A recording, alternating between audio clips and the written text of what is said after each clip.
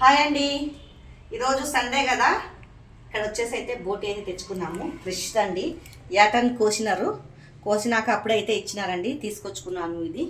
ఇది ఎలా చిన్న చిన్న అయితే ముక్కలు అయితే కొట్టించుకొని వచ్చానండి, పెద్దగా లేకుండా. ఇది ఎలా క్లీన్ చేసుకోవాలంటే వేడి నీళ్ళు పెట్టి ఈ బాగా వేడిగా మరుగుతుంటే నీళ్ళు దాంట్లో వేసుకోవాలండి. వేసి ఒక్క 2 నిమిషాలు పెట్టి దింపేయాల, వంపేయాల మొత్తం నీళ్ళు. వంపేస్తే ఇంకా చూడండి ఎలా మంచిగా ముక్కలు వెళ్ళిపోతాయో.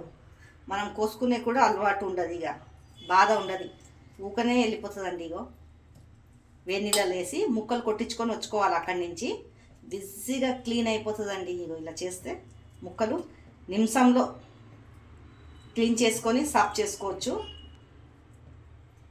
ఇదైతే బిజీగా వచ్చేస్తుందండి. పెద్దగా తెచ్చి మనం వేడి నీళ్ళలో పెట్టి రాకి దాన్ని మళ్ళీ కోసి టైం అంతా వేస్ట్ అవుతుంది. అందుకే ఆడనే కొట్టించుకోవాలి ముక్కలు.